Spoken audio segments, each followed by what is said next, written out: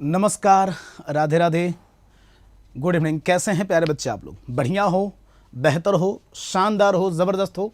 मैं स्वागत करता हूं उत्कर्ष परिवार के इस ऑनलाइन मंच पर आप सभी साथियों का। सभी साथियों से निवेदन है कि एक बार क्या करें तो सेशन को दमदारी से शेयर कर दें। चैनल पर नए हैं तो चैनल को सब्सक्राइब कर लें और एकदम इत्मीनान से पढ़ें, क्योंकि ये जो क्लास है ना, मतलब आपको मज़ा आएगा। अगले 40-50 मिनट में कुछ बहुत अच्छा पढ़ोगे, लगातार शानदार तरीके से इसको पढ़ोगे और बहुत ही मज़ेदार तरीके से यहाँ पर कुछ ना कुछ सीखोगे।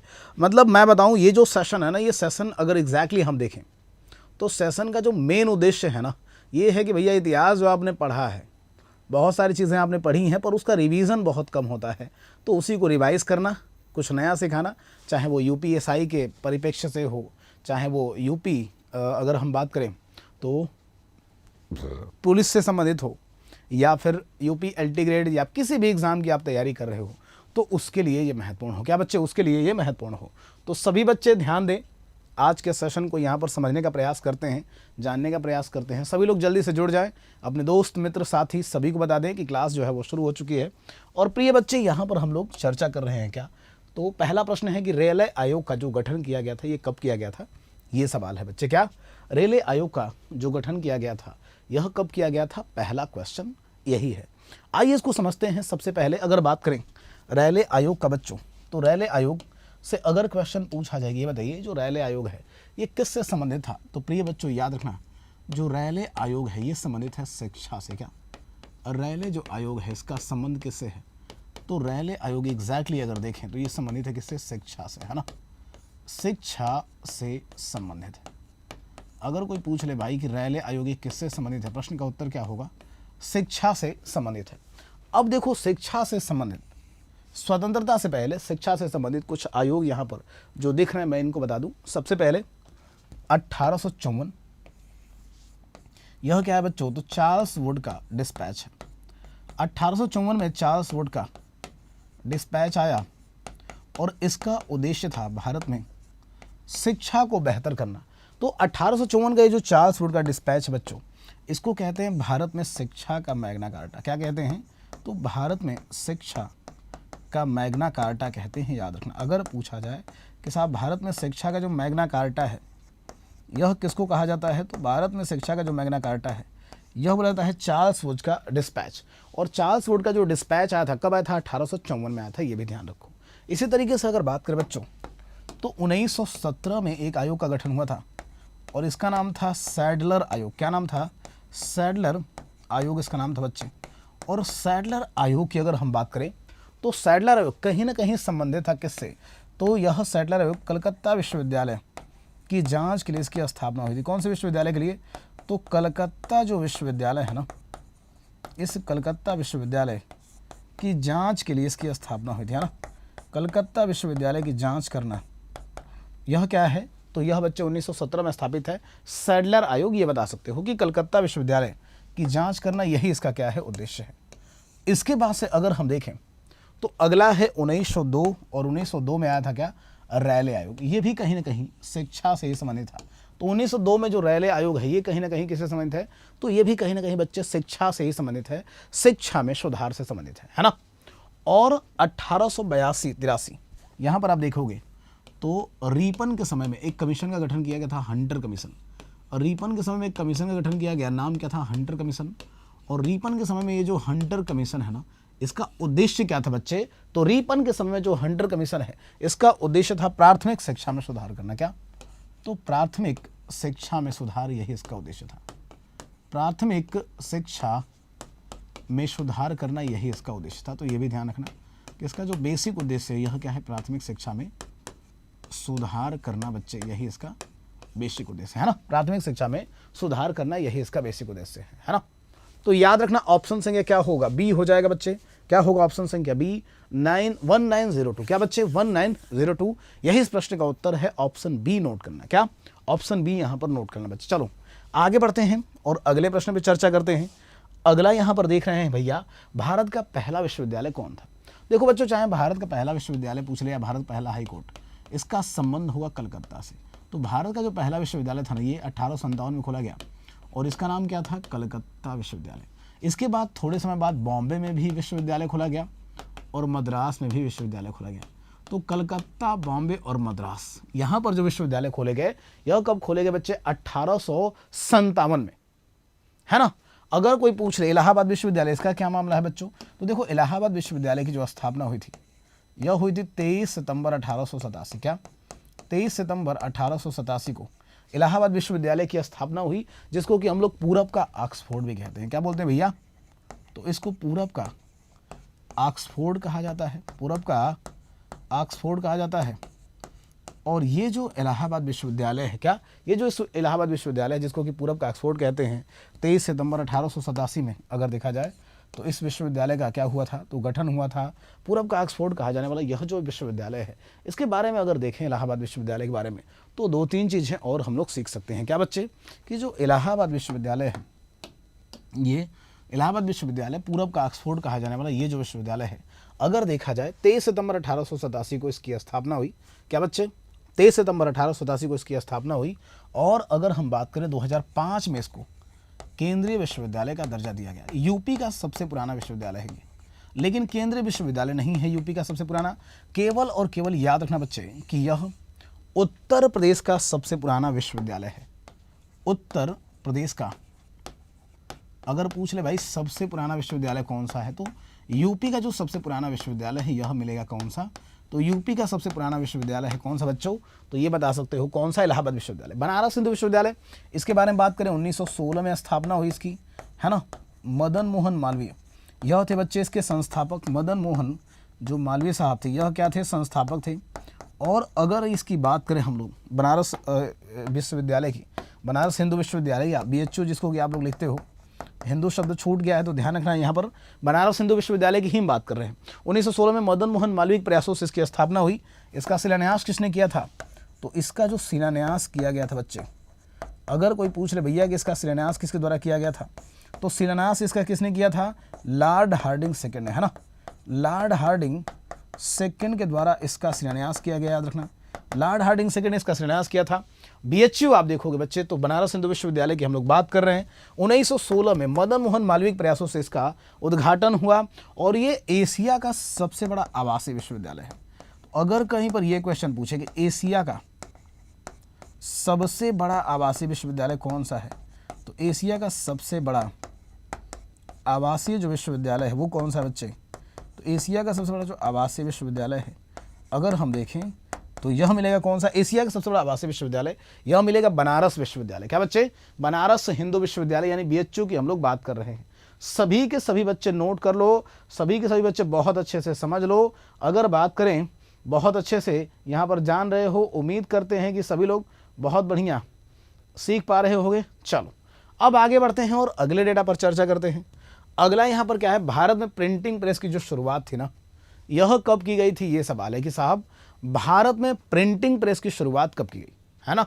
भारत में प्रिंटिंग प्रेस की शुरुआत कब की गई अगर बात करें बच्चों, तो यहाँ पर ध्यान रखना, प्रिंटिंग प्रेस की अगर बात करें तो सुनना ध्यान से। सबसे पहले अगर पूछा जाए भाई साहब की जो प्रिंटिंग प्रेस है, ये प्रिंटिंग प्रेस भारत में लाया किसके द्वारा गया था? पुर्तगालियों के द्वारा। आप कहेंगे कि प्रिंटिंग प्रेस जो भारत में लाया गया था, यह किसके द्वारा लाया गया था? पुर्तगालियों के द्वारा लाया गया था, है ना भैया। प्रिंटिंग प्रेस भारत में किसके द्वारा लाया गया था? पुर्तगालियों के द्वारा। अब देखो बच्चों, प्रिंटिंग प्रेस जो भारत में पुर्तगालियों के द्वारा लाया गया था, इसके बारे में एक चीज़ ध्यान रखना कि साहब जो प्रिंटिंग प्रेस है, क्या जो प्रिंटिंग प्रेस है 1560 में सबसे पहले इसको कहाँ पर खोला गया था? गोवा में। तो गोवा में जो पहला प्रिंटिंग प्रेस है ये ओपन किया गया था 1560 में। और प्रिंटिंग प्रेस अगर पूछा जाए भाई किस सदी में शुरू किया गया था, तो 1560 का मतलब है 16वीं सदी। क्या बच्चे? 16वीं सदी। अब देखो यहाँ से कुछ चीज़ें और पूछी जाती है। जैसे अगर पूछा जाए कि यह बताइए भारत का पहला जो समाचार पत्र है इसका क्या मामला है, कि साहब भारत का पहला समाचार पत्र, ये बता दो कि भारत का जो प्रथम समाचार पत्र है, भारत का पहला समाचार पत्र ये पूछा जाता है ना। फिर आप देखोगे तो भारत का पहला हिंदी समाचार पत्र पूछा जाता है, भारत का पहला हिंदी समाचार पत्र ये पूछा जाता है। तो ये भी लगे हाथ बता दो कि भारत पहला हिंदी समाचार जो पत्र है इसका क्या मामला है ना। भारत का पहला हिंदी समाचार पत्र ये बता दो। और उसके बाद से बता दो उत्तर प्रदेश का पहला समाचार पत्र। क्या बच्चे? उत्तर प्रदेश का पहला जो समाचार पत्र है इसको बता दो कि यूपी का जो पहला समाचार पत्र है, समाचार पत्र है ना, ये बता दो। देखो, भारत का पहला समाचार पत्र, फिर यूपी का पहला समाचार पत्र और भारत का पहला हिंदी समाचार पत्र। देखो बहुत सारे बच्चे आप ये जानते होंगे कि भारत का जो पहला समाचार पत्र था इसका नाम था द बंगाल गजट। क्या नाम था भैया? द बंगाल गजट इसका नाम था, है ना। और जेम्स अगस्ट हिक्की के द्वारा इसकी शुरुआत की गई थी 1780 में। कब बच्चे? 1780 में। इसी तरीके से भारत का पहला हिंदी समाचार पत्र की बात करें तो यह था उदंत मार्तंड। क्या नाम था?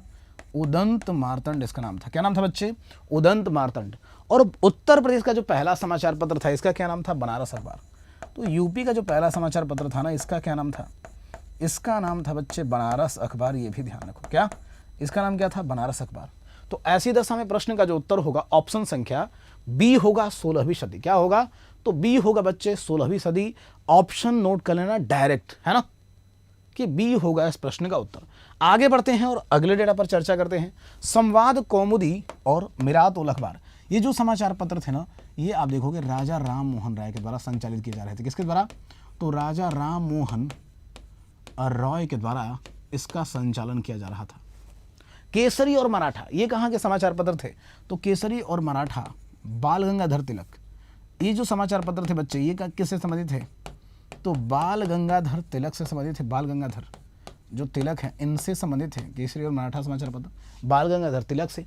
और अगर बात करें यहाँ पर केसरी की, तो केसरी जो समाचार पत्र है इसकी भाषा क्या थी? मराठी। और मराठा जो समाचार पत्र है इसकी भाषा क्या थी? इंग्लिश। क्या थी बच्चे? इंग्लिश।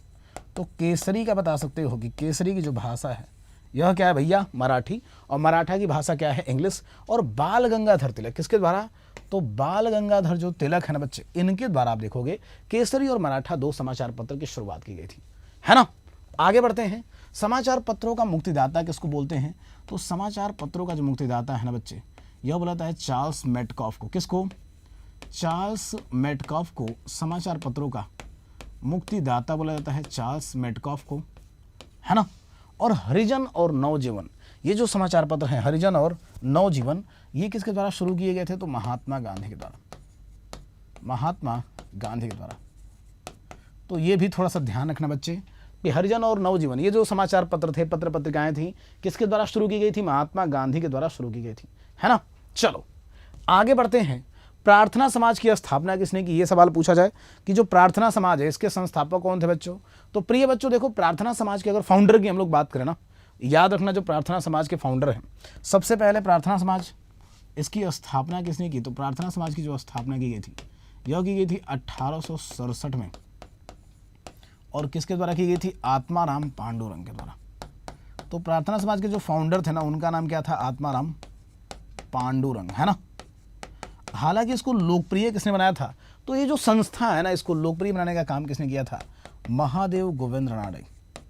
लोकप्रिय किसने बनाया? तो महादेव गोविंद रानडे ने बच्चे लोकप्रिय बनाया था। तो ये अगर सवाल पूछा जाए कि साहब ये बताइए इस संस्था को लोकप्रिय बनाने का काम किसका था? तो लोकप्रिय बनाया गया था महादेव गोविंद रानडे के द्वारा, है ना।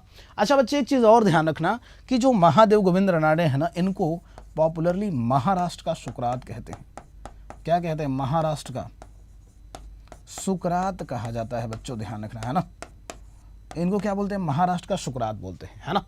तो इस प्रश्न का जो उत्तर होगा यह क्या होगा? ऑप्शन संख्या बी हो जाएगा, आत्माराम पांडुरंग। क्या उत्तर होगा? बी हो जाएगा, आत्माराम पांडुरंग, है ना। अच्छा बच्चे एक और समाज जो रिसेंट में बहुत एग्जाम में पूछा गया, उसका नाम था सत्यशोधक समाज। तो सत्यशोधक जो समाज है ना, इसकी स्थापना किसने की? तो सत्यशोधक जो समाज है इसकी स्थापना 1873 में की गई थी। और किसने करी थी 1873 में? तो सत्यशोधक समाज की स्थापना 1873 में ज्योतिबा फुले के द्वारा की गई थी। किसके द्वारा? तो ज्योतिबा फुले के द्वारा सत्यशोधक जो समाज है ना, इसकी स्थापना की गई थी ज्योतिबा फुले के द्वारा। और ज्योतिबा फुले इनकी एक पुस्तक बहुत पॉपुलर रही, क्या? गुलामगिरी। तो गुलामगिरी पुस्तक से अगर सवाल पूछा जाए वो भी आप बता सकते हो कि साहब जो गुलामगिरी पुस्तक है ना, वो भी कहीं ना कहीं किससे जुड़ा हुआ है? तो ज्योतिबा फुले से ही जुड़ा हुआ है। तो प्रश्न का जो उत्तर है बड़ा ही स्पष्ट है, ऑप्शन संख्या बी। और आप में से बहुत सारे बच्चे ऑप्शन संख्या बी को टिक करेंगे, निश्चित है ना। चलो भाई आगे बढ़ते हैं और नेक्स्ट यहाँ पर डिस्कशन करते हैं। अगला क्या है, वेद समाज। अगर पूछा जाए भाई वेद समाज की स्थापना किसने की, तो श्री धरालू नायडू साहब के द्वारा। जो श्री धरालू नायडू हैं इन्हीं के द्वारा बच्चे, श्री धरालू नायडू के द्वारा वेद समाज की स्थापना की गई, ये भी ध्यान रखना है ना। आर्य समाज की स्थापना किसने की भाई, तो आर्य समाज की स्थापना 1875 में दयानंद सरस्वती के द्वारा की गई। किसके द्वारा, दयानंद सरस्वती के द्वारा। दयानंद जो सरस्वती हैं इनके द्वारा आर्य समाज की स्थापना की गई, बच्चे ध्यान रखना। किसके द्वारा, तो दयानंद सरस्वती के द्वारा आर्य समाज की स्थापना की गई। जो दयानंद सरस्वती है इनकी एक पुस्तक पूछी जाती है बच्चों, कौन सी पुस्तक, तो इनकी एक पुस्तक पूछी जाती है जिसका नाम है सत्यार्थ प्रकाश। क्या नाम है, सत्यार्थ प्रकाश, है ना, सत्यार्थ प्रकाश। अच्छा भैया ये ध्यान रखना कि जो आर्य समाज है बच्चों, इसकी स्थापना प्रारंभ में 1875 में बम्बई में की गई थी, लेकिन 2 साल बाद इसका जो मुख्यालय है ना ये लाहौर में शिफ्ट कर दिया गया, ये भी ध्यान रखो 1877 में। अच्छा अगर आपसे पूछा जाए कि जो आर्य समाज है इसका स्लोगन क्या था बच्चे, तो वेदों की ओर लौटो, है ना, वेदों की ओर लौटो। ये जो नारा था ना, वेदों की ओर लौटो, किसका नारा था बच्चे, तो वेदों की ओर लौटो भी आर्य समाज का ही नारा था। साथ में ये भी ध्यान रखना बच्चों कि आर्य समाज के द्वारा एक बहुत ही विवादित आंदोलन चलाया गया था, शुद्धि आंदोलन। तो अगर बात करें शुद्धि आंदोलन का जो संबंध है वो किस संस्था से है, तो उसका भी उत्तर क्या होगा कि शुद्धि आंदोलन का जो संबंध है वो भी आर्य समाज से ही है। तो ये डेटा भी आप सभी को ध्यान रखना है। आगे बढ़ते हैं और नेक्स्ट यहाँ पर टॉपिक पर डिस्कशन कर लेते हैं। नेक्स्ट टॉपिक क्या है, रामकृष्ण मिशन। रामकृष्ण मिशन की स्थापना किसने की थी, तो साहब रामकृष्ण मिशन की स्थापना 1897 में की गई थी और इसके फाउंडर कौन थे, स्वामी विवेकानंद। कौन थे बच्चों, तो स्वामी विवेकानंद इसके फाउंडर थे। ये बात भी हमें पता होनी चाहिए। आगे बढ़ेंगे 1899 में आप देखोगे तो बेलूर मठ की स्थापना की गई और ये भी किसने करी थी, तो स्वामी विवेकानंद ने ही करी थी। और बेलूर मठ क्या था, तो रामकृष्ण मिशन का मुख्यालय था और रामकृष्ण मिशन का मुख्यालय था बच्चों। तो ये वाला डेटा भी हमें पता होना चाहिए भैया कि रामकृष्ण मिशन का जो मुख्यालय है यह क्या था, तो रामकृष्ण मिशन का जो मुख्यालय था ना इसका नाम था, तो ये आप बता सकते हो। साइंटिफिक सोसाइटी, इसकी स्थापना किसके द्वारा की गई, तो साइंटिफिक सोसाइटी की जो स्थापना की गई 1864 में, 1864 में सर सैयद अहमद खान के द्वारा की गई। सर सैयद अहमद खान के द्वारा की गई, है ना। तो 1864 में साइंटिफिक सोसाइटी की जो स्थापना हुई यह किसके द्वारा की गई, सर सैयद अहमद खान के द्वारा की गई। किसके द्वारा बच्चे, तो सर सैयद अहमद खान के द्वारा की गई थी, यह आप बता सकते हो। आगे बढ़ें, चलो अगले प्रश्न पे चर्चा करते हैं। अगला क्या है, कांग्रेस के दूसरे अधिवेशन में कितने सदस्यों ने हिस्सा लिया था, ये सवाल है ना। थोड़ा कठिन है पर मजेदार है, आपको मजा आएगा। क्या भाई, थोड़ा कठिन है पर मजेदार है, आपको निश्चित रूप से मजा आएगा। तो कांग्रेस का जो दूसरा अधिवेशन है, आओ इसको समझते हैं कि कांग्रेस के दूसरे अधिवेशन में कितने सदस्यों ने हिस्सा लिया था। सबसे पहले जो दूसरा अधिवेशन हुआ बच्चे, क्या जो दूसरा अधिवेशन हुआ, अगर हम इस तरफ देखते हैं कि कांग्रेस का जो दूसरा अधिवेशन हुआ, इस दूसरे अधिवेशन में अगर देखा जाए बच्चों, तो ये जो दूसरा अधिवेशन है ये अगर देखा जाए तो 1886 में हुआ। कहाँ पर हुआ, तो कलकत्ता में हुआ। और दूसरे अधिवेशन के अध्यक्ष कौन थे, तो अध्यक्ष थे दादा भाई नौरोजी। दादा भाई नौरोजी कांग्रेस के पहले पारसी अध्यक्ष हैं। जो दादा भाई नौरोजी यहाँ पर हम लोग डिस्कशन कर रहे हैं, याद रखना ये कांग्रेस के पहले पारसी अध्यक्ष है। तो अगर कोई पूछ ले कि कांग्रेस के प्रथम पारसी अध्यक्ष कौन है, तो कांग्रेस के प्रथम पारसी जो अध्यक्ष मिलेंगे यह कौन मिलेंगे, दादा भाई नौरोजी। ये कांग्रेस के पहले पारसी अध्यक्ष है ना। तो कांग्रेस के पहले पारसी अध्यक्ष बच्चे। दूसरा अधिवेशन हुआ कब, तो 1886 में आप देखेंगे दूसरा अधिवेशन हुआ और ये कहाँ पर हुआ था, कलकत्ता में हुआ था। और दादा भाई जो नौरोजी हैं इनके बारे में हमने बताया कि कांग्रेस के पहले पारसी अध्यक्ष थे। इस अधिवेशन में कितने सदस्यों ने हिस्सा लिया था, उत्तर क्या होगा, 434, है ना। क्या होगा, 434। ऑप्शन संख्या क्या होगा, बी। जबकि 72 जो संख्या थी ना, ये कांग्रेस के प्रथम अधिवेशन में थी। जो पहला अधिवेशन हुआ था, क्या बच्चों, पहला अधिवेशन हुआ था, कहाँ पर हुआ, तो बच्चों पहला अधिवेशन मुंबई में हुआ और मुंबई के गोकुल दास तेजपाल संस्कृत कॉलेज में हुआ। क्या, मुंबई के गोकुल दास तेजपाल संस्कृत कॉलेज में हुआ। इस पहले अधिवेशन में 72 सदस्यों ने हिस्सा लिया था। व्योमेश चंद्र बनर्जी इसके अध्यक्ष थे। व्योमेश चंद्र बनर्जी, जिनको कि WC बनर्जी आप लोग पढ़ते हैं, तो यह थे इसके अध्यक्ष। ये वाला भी ध्यान रखना है ना। इसी तरीके से कांग्रेस का कभी कभार तीसरा अधिवेशन पूछा जाता है। अगर पूछा जाए साहब तीसरे अधिवेशन में कितने सदस्य थे, तो थर्ड अधिवेशन में 607 सदस्य थे। और तीसरा अधिवेशन कहाँ पर हुआ, तो तीसरा अधिवेशन अगर देखा जाए बच्चे तो कलकत्ता, बम्बई और तीसरा हुआ मद्रास में। इस अधिवेशन की अध्यक्षता किसने की, बदरुद्दीन तैयब जी ने। किसने, बदरुद्दीन तैयब जी ने। और बदरुद्दीन तैयब जी की खास बात क्या है, तो बदरुद्दीन तैयब जी कांग्रेस के पहले मुस्लिम अध्यक्ष। कौन है, बदरुद्दीन जो तैयब जी हैं, इनकी खास बात क्या है बच्चों, तो ये कांग्रेस के प्रथम मुस्लिम अध्यक्ष हैं, है ना। अगर कोई पूछ ले कि कांग्रेस के प्रथम मुस्लिम अध्यक्ष कौन है, तो कांग्रेस के प्रथम मुस्लिम अध्यक्ष हैं बदरुद्दीन तैयब जी। तो ये वाला डेटा भी आपको ध्यान रखना है। कांग्रेस के पहले मुस्लिम अध्यक्ष कौन थे, उत्तर क्या होगा, बदरुद्दीन तैयब जी होगा, ये भी नोट कर लो, है ना। इसी तरीके से अगर बात करें चौथा अधिवेशन, तो 1248 सदस्यों ने हिस्सा लिया था चौथे अधिवेशन में। चौथा अधिवेशन कहाँ पर हुआ, इलाहाबाद में। यानी उत्तर प्रदेश में जो अधिवेशन हुआ सबसे पहला, वो चौथा अधिवेशन ही था। अगर पूछा जाए इसमें अध्यक्ष कौन बने, तो जॉर्ज यूले बने इसके अध्यक्ष। जॉर्ज यूले बने बच्चे इसके अध्यक्ष।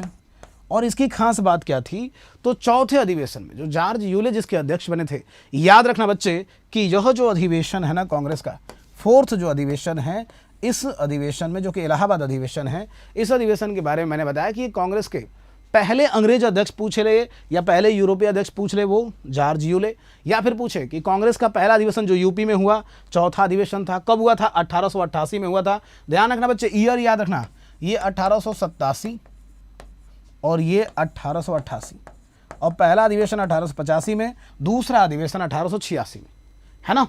चलो आगे बढ़ते हैं, अगले डेटा पर चर्चा करते हैं। 1929 का जो अधिवेशन है ना, ये 1929 का जो अधिवेशन है, ये कौन सा है, तो लाहौर अधिवेशन है। 1929 का कौन सा अधिवेशन है, तो लाहौर अधिवेशन है। और 1929 का जो लाहौर अधिवेशन है, अगर पूछा जाए भाई साहब कि पूर्ण स्वराज की मांग किस अधिवेशन में की गई थी, तो इसी में पूर्ण स्वराज की मांग की गई। क्या बच्चे, पूर्ण स्वराज की जो मांग की गई थी ना, वो कांग्रेस के किस अधिवेशन में की गई थी, तो इसी अधिवेशन में पूर्ण स्वराज की मांग की गई थी, पहली बात। दूसरा याद रखना कि इस अधिवेशन के अध्यक्ष कौन थे 1929 का, तो इस अधिवेशन की अध्यक्षता जवाहरलाल नेहरू ने की थी। किसने, जवाहरलाल नेहरू ने इस अधिवेशन की अध्यक्षता की थी। किसने बच्चे, तो जवाहरलाल नेहरू ने इसके अधिवेशन की अध्यक्षता की थी। 1931 का जो अधिवेशन है, इसके बारे में याद रखना कि 1931 का जो अधिवेशन है ना, ये आपको दिखाई देगा कहाँ पर, कराची में। तो ये बच्चे कराची अधिवेशन है, एकमात्र अधिवेशन है जिसकी अध्यक्षता किसने की थी, तो सरदार पटेल ने, है ना। तो सरदार पटेल इसके अध्यक्ष थे, सरदार पटेल इसके अध्यक्ष थे। और इसी अधिवेशन में यह कहा गया कि गांधी मर सकता है लेकिन गांधीवाद नहीं। तो अगर कहीं पर यह क्वेश्चन पूछा जाए साहब गांधी मर सकता है लेकिन गांधीवाद नहीं, गांधी मर सकता है लेकिन गांधीवाद नहीं, तो ये आप देखोगे गांधी मर सकता है लेकिन गांधीवाद नहीं, ये जो अधिवेशन है, ये अधिवेशन किस अधिवेशन में कहा गया था भैया, तो यह कहा गया था 1931 के कराची अधिवेशन में। 1939 का जो अधिवेशन हुआ था, इसको त्रिपुरी संकट के नाम से जाना जाता है। किस नाम से, त्रिपुरी संकट के नाम से जाना जाता है। इस अधिवेशन में अगर देखें तो त्रिपुरी संकट के नाम से जाना जाने वाला ये जो अधिवेशन है 1939 का, इसमें अगर पूछा जाए भाई साहब कि ये बताइए इस अधिवेशन का मामला क्या है, तो त्रिपुरी संकट यानी 1939 का जो अधिवेशन बच्चे, इसमें सुभाष चंद्र बोस अध्यक्ष बने। लेकिन सुभाष चंद्र बोस ने जिस व्यक्ति को हराया था वो गांधी जी के समर्थित उम्मीदवार थे, नाम क्या था, पट्टाभी सीतारमैया। तो ऐसी दशा में बच्चे पट्टाभी सीतारमैया को हराया गया था किसके द्वारा, तो पट्टाभी सीतारमैया को हराया गया था किसके द्वारा, सुभाष चंद्र बोस के द्वारा, है ना। और ये जो विवाद होता है ना, इसी को कहा जाता है क्या, तो इसी को त्रिपुरी संकट के नाम से जानते हैं, है ना बच्चों। किस नाम जानते हैं, तो त्रिपुरी संकट के नाम से जानते हैं। 1939 का जो अधिवेशन है, इस अधिवेशन को हम लोग त्रिपुरी संकट के नाम से जानते हैं। आगे बढ़ते हैं नेक्स्ट, यहाँ पर निम्न में से किस एक्ट को भारतीय जनता ने काला कानून कहा था, बताओ भाई। भारत शासन अधिनियम, मार्लेमेंटो अधिनियम, रॉलेट एक्ट, क्या बच्चे रॉलेट एक्ट, या फिर इनमें से कोई नहीं। कमेंट कर बताओ कि क्या होगा इसका उत्तर, है ना, जल्दी से बताओ। देखो भाई, किस एक्ट को भारतीय जनता के द्वारा काला कानून कहा गया, तो काला कानून अगर पूछा जाए भाई किस एक्ट को कहा गया, तो यह कहा गया किसको, रॉलेट एक्ट को। क्या, रॉलेट एक्ट को। क्यों कहा गया रॉलेट एक्ट को, क्योंकि रॉलेट एक्ट में यह व्यवस्था की गई कि बच्चे, जो रॉलेट एक्ट है इसमें यह व्यवस्था की गई, याद रखना कि रॉलेट एक्ट में अगर हम बात करें, पहली बात तो ये 1919 में आया था और बिना मुकदमा के बिना मुकदमा के बच्चे जेल भेजना, यह आप देखेंगे इस आंदोलन में ही व्यवस्थित की गई है ना। साथ ही साथ आप देखोगे तो इसमें बहुत सारी शर्तें थी, तो कई बार इसको बिना अपील और बिना वकील और बिना दलील का कानून कहा गया, बिना दलील का कानून कहा गया बच्चे। और इसी को आप देखेंगे तो काला कानून भी कहा था भारतीयों ने। तो प्रश्न का उत्तर क्या होगा भाई साहब? जो काला कानून कहा गया, तो यह कहा गया किस अधिवेशन, किसको? तो काला कानून बच्चे इसी को कहा गया, बिना अपील, बिना वकील और बिना दलील का कानून जो है ये था रॉलेट एक्ट। कब आया था भाई रॉलेट एक्ट? 1919 में आया था। क्या बच्चे? रॉलेट एक्ट कब आया था? 1919 में आया था। याद रखना ऑप्शन संख्या क्या होगा? ऑप्शन संख्या। और इसी के आसपास में एक घटना हुई, जलियांवाला बाग हत्याकांड। कौन सी बच्चे? तो जलियांवाला बाग हत्याकांड जो हुआ था बच्चों, तो ये भी थोड़ा सा ध्यान रखना कि जलियांवाला जो बाग हत्याकांड हुआ, इसका क्या मामला है? तो जलियांवाला बाग जो हत्याकांड है, अगर हम इसको समझें तो ये होगा कब? 13 अप्रैल 1919 को। 13 अप्रैल 1919 को जलियांवाला बाग हत्याकांड हुआ है ना। कब हुआ बच्चे? 13 अप्रैल 1919 को हुआ जलियांवाला बाग हत्याकांड, याद रखना। और जिसमें कि 1000 से ज़्यादा लोग मारे गए। हालांकि सरकारी जो आंकड़ा कहता है वो सिर्फ 379 कहता है, लेकिन आपको पता है कि ये संख्या बहुत ज़्यादा है ना। तो ऑप्शन क्या होगा बच्चे? ऑप्शन संख्या सी होगा इस प्रश्न का उत्तर। सभी बच्चे नोट कर लिए, आगे बढ़ते हैं। चौरी चौरा घटना पर चर्चा करते हैं कि साहब जो चौरी चौरा घटना है, सबसे पहले चौरी चौरा की बात करें बच्चों, तो ये चौरी चौरा जो घटना हुई थी कहाँ पर? गोरखपुर में, है ना। चौरी चौरा जो घटना हुई बच्चे, अगर देखा जाए तो गोरखपुर में हुई थी ये चौरी चौरा की घटना। कहाँ पर? गोरखपुर में हुई थी बच्चे, ध्यान रखना है ना। चलो अब देखो कब हुई थी भैया? 4 फरवरी 1922। 4 फरवरी 1922 को हुई थी ये घटना। कुछ स्रोतों में ये जो डेट है बच्चे, ये 5 फरवरी भी हो सकती है, लेकिन ध्यान रखना कि ऑथेंटिक सोर्सेस 4 फरवरी ही है। हुआ क्या? तो असहयोग आंदोलन जो कर रहे थे लोग, असहयोग आंदोलन कर रहे थे जो लोग बच्चे असहयोग आंदोलन कर रहे थे, उनके बीच में और पुलिस के बीच में झड़प हुई, जिसमें कि 22 पुलिसकर्मियों को जिंदा जला दिया गया। कितने लोगों को? 22 जो पुलिसकर्मी थे बच्चे, इन 22 पुलिसकर्मियों को जिंदा जला दिया गया, है ना। तो इसमें जो घटना हुई वो यही हुई कि 22 पुलिसकर्मियों को जिंदा जला दिया गया। याद रखना, याद रहेगा। 22 पुलिसकर्मियों को क्या किया गया बच्चे? जिंदा जला दिया गया। इसके बाद क्या होता है? तो इसके बाद होता ये है बच्चों कि 22 पुलिसकर्मियों को जिंदा जलाने के बाद 4 फरवरी 1922 या 5 फरवरी 1922 को जो चौरी चौरा घटना होती है, इसमें अगर देखा जाए तो 221 लोगों पर मुकदमा होता है ना। मुकदमा कितने लोगों पर होता है? 221 लोगों पर बच्चे मुकदमा होता है। और 221 लोगों पर मुकदमा, हालांकि कुछ सोर्सेज में ये संख्या 225 भी है, तो 225 लोग अगर मान के चले कि मुकदमा होता है। 172 लोगों को तत्काल फांसी देने के आदेश होता है। तत्काल जो फांसी देने का आदेश होता है बच्चे, ये होता है कब? तो 172 लोगों को। लेकिन इसमें वकील थे मदन मोहन मालवीय जी, उन्होंने ज़्यादा लोगों को तो बचा लिया। क्या? 172 लोगों को जो तत्काल फांसी का आदेश दिया गया था, तो उतने लोगों को तो फांसी नहीं दी गई, लेकिन हाँ, इस पूरी घटनाक्रम में अगर देखें तो 19 लोगों को बच्चे फांसी दी गई थी। कितने लोगों को?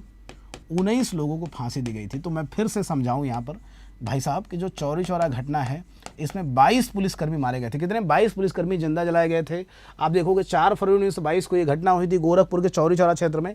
अगर हम बात करें तो इसमें मुकदमा 325 लोगों पर लिखा गया, 172 लोगों को दोषी पाते हुए तत्काल फांसी का आदेश दिया गया। लेकिन इसके वकील थे कौन? मदन मोहन मालवीय। तो ज्यादातर लोगों को तो बचा लिया गया, लेकिन फिर भी 19 लोगों को फांसी दी गई, है ना।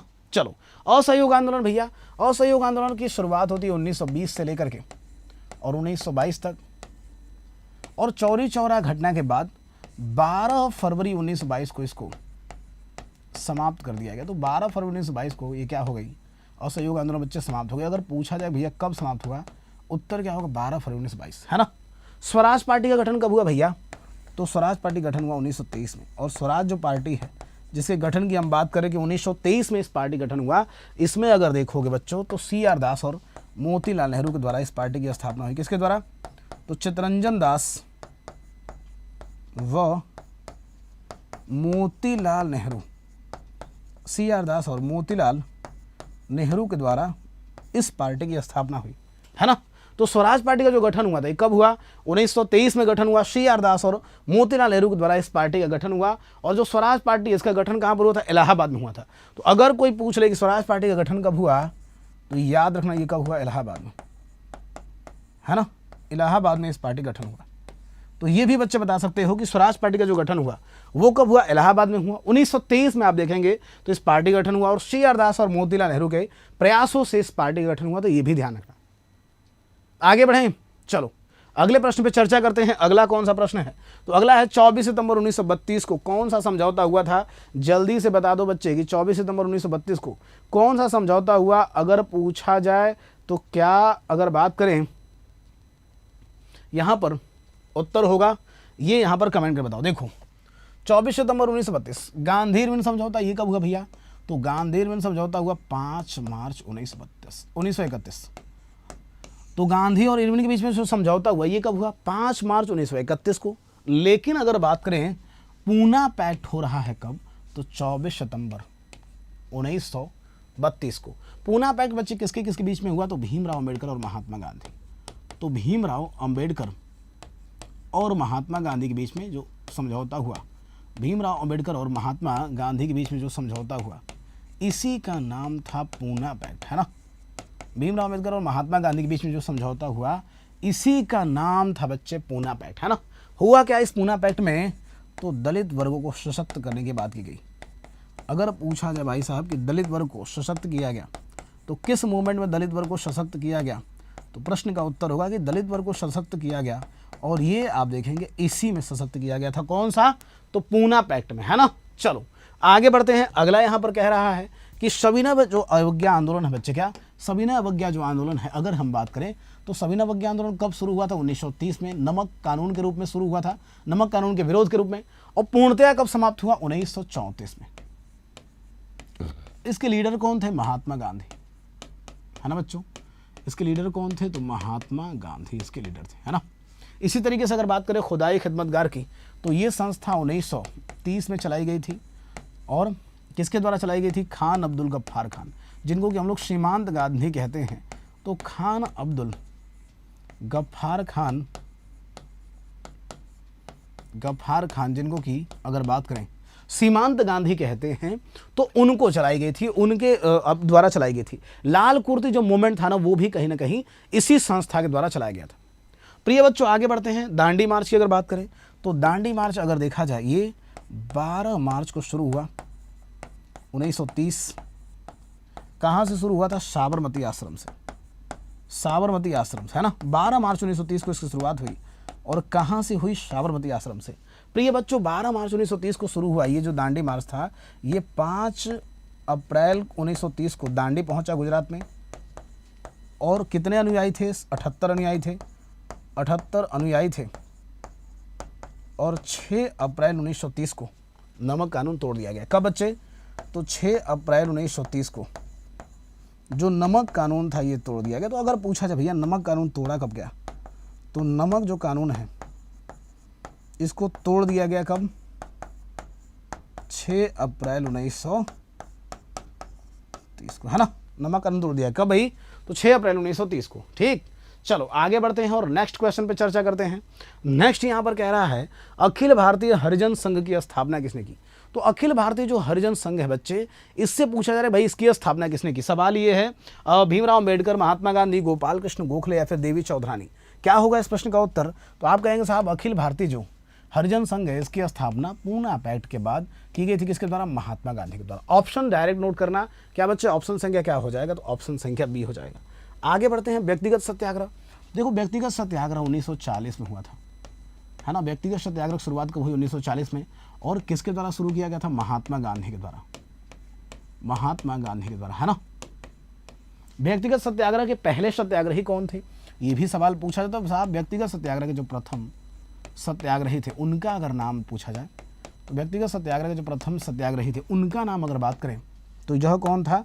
व्यक्तिगत सत्याग्रह के जो पहले सत्याग्रही थे उनका नाम देखोगे तो वह मिलेगा विनोबा भावे, विनोबा भावे व्यक्तिगत सत्याग्रह के पहले सत्याग्रही थे, है ना। इसी तरीके से अगर बात करें बच्चे व्यक्तिगत सत्याग्रह के दूसरे सत्याग्रही कौन थे, तो दूसरे जो सत्याग्रही थे बच्चे, इससे अगर सवाल पूछा जाए तो इसका उत्तर क्या होगा कि जवाहरलाल नेहरू व्यक्तिगत सत्याग्रह के दूसरे सत्याग्रही थे, है ना। जवाहरलाल नेहरू व्यक्तिगत सत्याग्रह के दूसरे सत्याग्रही थे। तो महाड़ सत्याग्रह की बात करें, महाड़ सत्याग्रह शुरुआत कब हुई, 1927 में हुई। किसके द्वारा की गई थी, भीमराव अम्बेडकर के द्वारा की गई थी। तो अगर पूछा जाए कि महाड़ सत्याग्रह को किसने लीड किया, तो भीमराव अम्बेडकर ने लीड किया। और कब लीड किया था, 1927 में, ये भी नोट कर लो, है ना। चलो आगे बढ़ते हैं और नेक्स्ट क्वेश्चन पे चर्चा करते हैं। साइमन कमीशन के भारत आने के समय भारत के गवर्नर जनरल कौन थे बच्चे, जल्दी से बताओ कि साइमन कमीशन जब भारत आया तो उस समय भारत के गवर्नर जनरल कौन थे, ये सवाल पूछा जाता है। आओ भाई, साइमन कमीशन की बात करें तो आप सभी बच्चे पढ़े होंगे कि साइमन कमीशन से अगर सवाल पूछा जाए कि साइमन कमीशन का जो गठन हुआ ये कब हुआ, 1927 में। पहला तो यही है कि साइमन कमीशन का गठन कब हुआ, 1927, है ना। दूसरा याद रखना कि साइमन कमीशन में कितने सदस्य थे, 7 सदस्य थे और सातों के सातों अंग्रेज थे। 7 सदस्य थे और सातों के सातों अंग्रेज थे, इसलिए इसको व्हाइट मैन कमीशन कहा गया या श्वेत कमीशन कहा गया। क्या कहा बच्चे, श्वेत कमीशन कहा गया, है ना। साइमन कमीशन की बात करें 1927 में इसका गठन हुआ। 7 सदस्य थे, सभी अंग्रेज थे और सर जॉन साइमन इसके अध्यक्ष थे, इसलिए इसका नाम पड़ा साइमन कमीशन। प्रिय बच्चों, यहां पर ध्यान रखना कि जो साइमन कमीशन है ये भारत कब आया, तो भारत आया 1928 में और सबसे पहले कहां पर आया, तो मुंबई में आया। तो भारत में जो आगमन हुआ यह सबसे पहले कहां पर हुआ, मुंबई में हुआ। सवाल ये पूछा जाता है कि भाई कितनी बार आया भारत, तो भारत बच्चे 2 बार आया, 2 बार भारत आया, लेकिन दोनों बार इसका बहुत विरोध हुआ और नारा लगा साइमन गो बैक। जो साइमन गो बैक का नारा था बच्चे, ये लिखा गया था यूसुफ मेहर अली के द्वारा। क्या, साइमन गो बैक का जो नारा था यह लिखा गया था यूसुफ मेहर अली के द्वारा, लेकिन लाला लाजपत राय के द्वारा बहुत लोकप्रिय हुआ। आप देखोगे तो उस समय भारत के जो वायसराय थे यह कौन थे, इरविन साहब थे, है ना। यह कौन थे, तो इरविन थे। यानी ऑप्शन संख्या क्या होगा, ऑप्शन संख्या बी हो जाएगा। तो साइमन कमीशन 1927, कितने सदस्य, 7 सदस्य थे, सभी अंग्रेज थे, इसलिए इसको क्या बोला गया, तो श्वेत कमीशन बोला गया। भारत कब आया, 1928 में। सबसे पहले कहां पर आया, मुंबई में।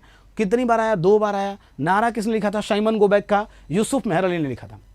ऑप्शन संख्या क्या होगा, बी हो जाएगा बच्चे, लॉर्ड इरविन होगा इस प्रश्न का उत्तर। आगे बढ़ते हैं, शारदा एक्ट। प्रिय बच्चों, शारदा जो एक्ट है ना, अगर देखोगे तो शारदा एक्ट 1929 में आया था और ये कहीं ना कहीं जो शारदा एक्ट है ये आप देखोगे बच्चों तो बाल विवाह पर रोक लगाने से संबंधित है। क्या था, तो बाल विवाह पर रोक लगाना, यह आप देखोगे तो बाल विवाह पर रोक लगाना, यही आप देखेंगे इसका उद्देश्य था, है ना। और इसमें बालिकाओं की जो उम्र है ना वो कम की गई, जैसे कि बालक की जो उम्र थी विवाह करने की वो 18 वर्ष कर गई, लड़कों की उम्र 18 वर्ष कर दिया गया और जो बालिकाएं हैं उनकी उम्र 14 वर्ष की गई। उससे पहले 14 वर्ष से भी कम आयु की जो बालिकाएं हैं उनकी शादियां हो जाती थी, तो यहाँ पर इन्होंने बस इतना करा कि 14 वर्ष कर दिया। वर्तमान में 18 और 21 हो चुका है बच्चे। काकोरी ट्रेन एक्शन आप देखोगे तो काकोरी ट्रेन एक्शन 9 अगस्त 1925 को ये घटना हुई थी और 4 लोगों को फांसी दिया गया इस घटना में। कौन कौन से लोग, तो अशफाक उल्ला खान को कहाँ पर फांसी दिया गया, फैजाबाद में, राम प्रसाद बिस्मिल गोरखपुर में, ठाकुर रोशन सिंह नैनी सेंट्रल जेल में, और अगर हम बात करें बच्चों तो राजेंद्र लाहिड़ी को गोंडा में। तो ये जो घटना हुई थी ना काकोरी ट्रेन एक्शन, कब हुई थी बच्चे, 9 अगस्त 1925 को हुई थी। बहुत सारे बच्चे इसका उत्तर बता भी रहे हैं जो कि बिल्कुल ठीक है। क्या, बिल्कुल ठीक है ना। 4600 रुपए की चोरी हुई थी और भाई साहब इसके लिए अंग्रेजों ने 10 लाख रुपए खर्च किए, 10 लाख रुपए। 40 लोगों पर मुकदमा दर्ज हुआ, 29 लोगों को सजा दी गई और 4 लोगों को फांसी दिया गया। मैंने जिनके बारे में पीछे डिस्कस किया। आगे बढ़ते हैं, गलत विकल्प का चयन करो। देखो भाई, गलत विकल्प का चयन करना है भाई साहब। अब ये आंदोलन है 1918 और चंपारण सत्याग्रह, ये खेड़ा सत्याग्रह और चंपारण सत्याग्रह ये लिख रहा है, अहमदाबाद सत्याग्रह ये लिख रहा है और उसके बाद से लिख रहा है कि खिलाफत आंदोलन। देखो बच्चे, खेड़ा सत्याग्रह की बात करें, किसान सत्याग्रह था, सही था। सबके लीडर कौन थे, महात्मा गांधी थे, चाहे वो खेड़ा सत्याग्रह हो या फिर चंपारण सत्याग्रह हो या अहमदाबाद मिल सत्याग्रह हो। सबके लीडर कौन है, तो यही थे। चंपारण सत्याग्रह तिनकठिया प्रथा के खिलाफ था और अहमदाबाद मिल सत्याग्रह मजदूरों के लिए किया गया सत्याग्रह था। लेकिन यहाँ पर एक चीज़ लिख रहा है खिलाफत आंदोलन जो कि शिक्षा में सुधार से। क्या खिलाफत आंदोलन शिक्षा में सुधार संबंधित था क्या? उत्तर होगा नहीं। दरअसल खिलाफत आंदोलन की अगर हम बात करें बच्चों, तो खिलाफत आंदोलन की अगर हम बात करें तो ये एक तुर्की में पद हुआ करता था खलीफा का। किसका? तुर्की में एक पद हुआ करता था बच्चे, खलीफा का पद। और जब इसको अंग्रेजों ने समाप्त की, इसको आप देखेंगे अंग्रेजों ने जब समाप्त करने की घोषणा की, तो यहाँ पर क्या होता है 1920 को, और एग्जैक्ट डेट देखोगे 20 जून 1920 को भारत में इलाहाबाद में हिंदू मुस्लिम नेताओं का क्या होता है, तो इलाहाबाद में हिंदू मुस्लिम नेताओं की एक मीटिंग होती है ना। और हिंदू मुस्लिम नेताओं की जब मीटिंग हुई तो उसमें इन्होंने क्या किया कि हिंदू मुस्लिम जो नेता है इनकी बैठक में महात्मा गांधी को इस आंदोलन का लीडर चुना गया, है ना। तो कब चुना गया था भैया? 20 जून को 1920 को इलाहाबाद में मीटिंग हुई हिंदू मुस्लिम नेताओं की, और इसी में महात्मा गांधी को लीडर चुना गया। उससे पहले आप देखोगे तो शौकत अली जो, या फिर कहिए कि अली बंधु इसको लीड कर रहे थे। अली बंधुओं के द्वारा इस आंदोलन को बच्चे लीड किया जा रहा था, है ना। किसके द्वारा लीड किया जा रहा था? अली बंधुओं के द्वारा। ठीक है, तो ये भी थोड़ा सा ध्यान रखना कि अली बंधुओं के द्वारा ये जो आंदोलन है इसको लीड किया गया था 1920, 20 जून 1920 को अगर देखा जाए तो इलाहाबाद में बच्चे जो हिंदू मुस्लिम नेता हैं इन नेताओं की बैठक हुई थी, है ना। हालांकि खलीफा का जो पद है ये तुर्की के कमाल पाशा सरकार के द्वारा इसको समाप्त कर दिया गया 1924 में। तो कभी कभार ये भी पूछा जाता है कि बताइए इसको समाप्त कब किया गया, तो कमाल पाशा के द्वारा इसको समाप्त कर दिया गया 1924 में। तो ये वाला भी डेटा बच्चे आपको ध्यान रखना है ना। चलो आगे बढ़ते हैं और नेक्स्ट डिस्कशन पर चलते हैं। सभी बच्चे एक बार वीडियो को क्या करें, तो दमदारी से शेयर कर दें, दमदारी से अपने मित्रों को, दोस्तों को, साथियों को, सभी को बता दें कि भाई साहब जो सेशन है वो दमदार तरीके से चल रहा है और मज़ेदार है। मुझे उम्मीद है कि आपको पढ़ करके भी मज़ा आ रहा होगा, है ना। दीपावली तो भाई साहब मतलब चल ही रही है, लेकिन ये जो सेशन है ना ये भी धमाका है, आपको मज़ा आएगा पढ़ने में, मैं बता रहा हूँ। आगे बढ़ते हैं और अगला लिख रहा है भाई कि द फिलॉसफी ऑफ द बम। ये किसका दस्तावेज है बच्चे? तो फिलॉसफी ऑफ द बम ये भगवती चरण वोहरा का दस्तावेज था जिसमें इन्होंने हिंसा को सपोर्ट किया था बच्चे। 1930 में प्रकाशित किया गया HSRA के द्वारा, हिंदुस्तान सोशलिस्ट रिपब्लिक एसोसिएशन के द्वारा इसको प्रकाशित किया गया था 1930 में। ऑप्शन हो जाएगा बी। नेक्स्ट डिस्कस करते हैं अभिनव भारत समाज। अभिनव भारत जो समाज है बच्चे इसकी स्थापना 1904 में हुई और नासिक में इसकी शुरुआत की गई थी। किसके द्वारा? तो विनायक दामोदर सावरकर के द्वारा। क्या बच्चे? सावरकर जी के द्वारा, है ना। चलो आगे बढ़ते हैं। हिंदुस्तान रिपब्लिक एसोसिएशन, इसका गठन हुआ 1924 में। कहाँ पर हुआ? कानपुर में हुआ। और इसके फाउंडर कौन थे? सचिंद्र नाथ सान्याल थे। तो इसके जो फाउंडर थे बच्चे यह कौन थे? सचिंद्र नाथ सान्याल। तो ये बता सकते हो साहब कि सचिंद्र नाथ जो सान्याल है यह है फाउंडर किसके? तो सचिंद्र नाथ जो सान्याल हैं यह फाउंडर है हिंदुस्तान रिपब्लिक एसोसिएशन के। 1924 में आप देखेंगे तो इसकी स्थापना हुई थी, है ना।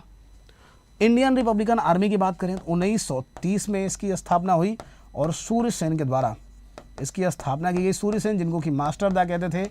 और चटगांव जो शस्त्रागार की घटना हुई ना वो इसी संस्था के द्वारा की गई थी। किसके द्वारा? तो इंडियन रिपब्लिकन आर्मी के द्वारा। आगे बढ़ते हैं। दूसरा गोलमेज सम्मेलन में कौन अपने खर्चे से भाग लिया था? ये सवाल पूछा जा रहा है भाई कि दूसरा जो गोलमेज सम्मेलन है, अब देखो दूसरा गोलमेज सम्मेलन कब आयोजित हुआ? तो सितंबर 1931 से दिसंबर 1931 तक यह चला था दूसरा गोलमेज सम्मेलन, है ना। सितंबर 1931 से दिसंबर 1931 तक ये दूसरा गोलमेज सम्मेलन है। इस दूसरे गोलमेज सम्मेलन का आयोजन कहाँ पर हुआ? लंदन में हुआ। और इस दूसरे गोलमेज सम्मेलन में कांग्रेस की तरफ से कौन थे? तो कांग्रेस की तरफ से महात्मा गांधी थे, सरोजनी नायडू भी गए थे। ये दोनों लोग SS राजपूताना जहाज से लंदन गए थे। क्या बच्चे? SS राजपूताना जहाज से लंदन गए थे। ये दोनों लोग गए किससे थे? SS राजपूताना जो जहाज है इससे बच्चे गए थे लंदन, है ना। याद रखना कि SS राजपूताना जहाज से ये लोग लंदन गए थे, सरोजिनी नायडू और महात्मा गांधी। अपने खर्चे से कौन गया था? तो मदन मोहन मालवीय गए थे बच्चे अपने खर्चे से। मदन मोहन मालवीय और एनी बेसेंट ये दो लोग अपने खर्चे से गए थे। ये आंदोलन बच्चे ये जो गोलमेज सम्मेलन है सांप्रदायिक कारणों से सफल नहीं रहा। जो सांप्रदायिक कारण है इन कारणों से असफल रहा और महात्मा गांधी को इसी गोलमेज सम्मेलन के दौरान ही अर्धनग्न फकीर भी कहा गया। तो अगर कोई पूछ ले कि भाई साहब महात्मा गांधी को जो अर्धनग्न फकीर कहा गया था, ये अर्धनग्न फकीर किस में कहा गया था, तो इसी अर्धनग्न फकीर बोला गया था बच्चे इसी गोलमेज सम्मेलन में, दूसरे गोलमेज सम्मेलन में, है ना, याद रखना। तो ऑप्शन क्या होगा, ऑप्शन संख्या सी। आगे बढ़ते हैं। इंडियन जो होम रूल लीग सोसाइटी है, इंडियन होम रूल लीग जो सोसाइटी है बच्चों, इसकी स्थापना 1905 में लंदन में की गई थी। किसने करा था, तो लंदन में इसकी स्थापना की गई थी। किसके द्वारा बच्चों, तो इंडियन जो होम रूल लीग सोसाइटी है लंदन में जो इसकी स्थापना की गई थी, यह की गई थी श्याम जी कृष्ण वर्मा के द्वारा।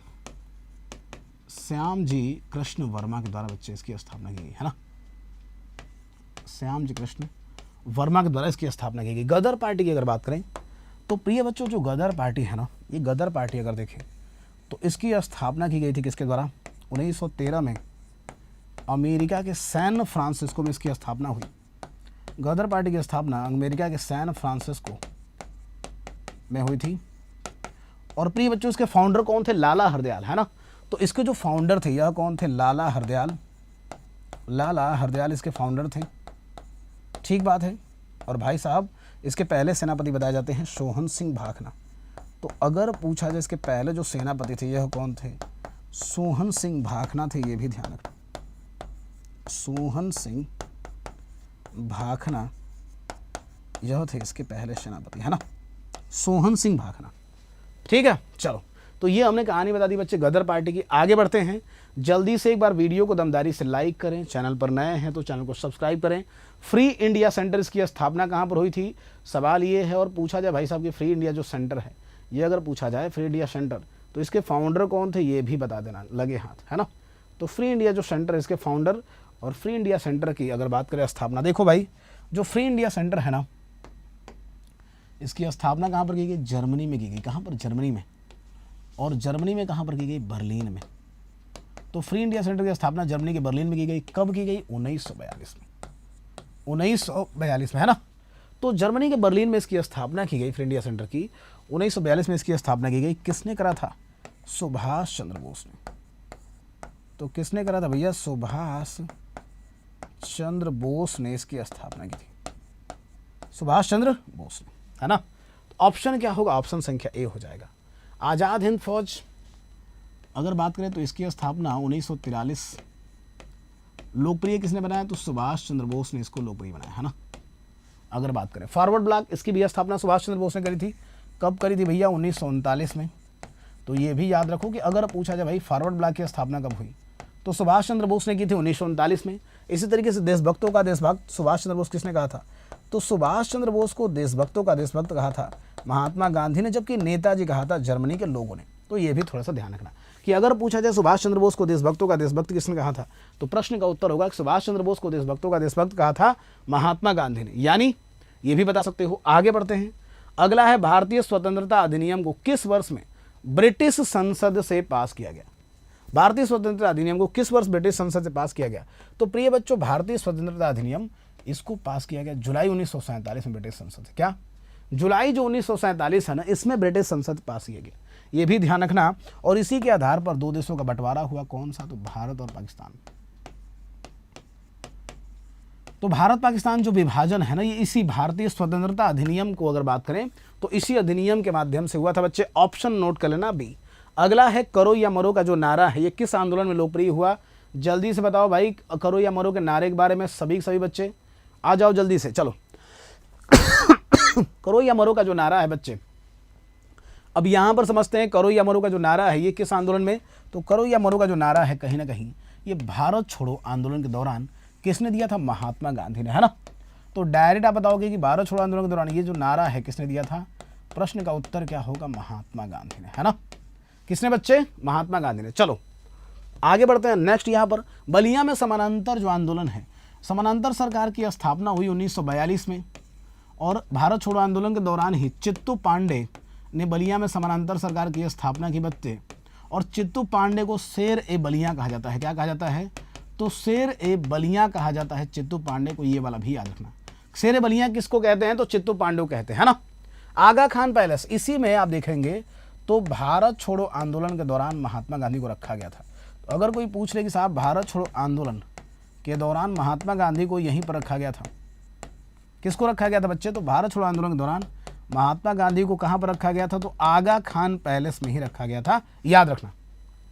इसी तरीके से अगर उषा मेहता की बात करें तो उषा मेहता बच्चे, इन्होंने भारत छोड़ो आंदोलन के दौरान में भूमिगत रेडियो का संचालन किया। तो अगर सवाल यहाँ से पूछे कि साहब भूमिगत रेडियो का संचालन किसके द्वारा किया गया था, तो भूमिगत जो रेडियो का संचालन है ना, ये उषा मेहता के द्वारा किया गया था, ये भी ध्यान रखना।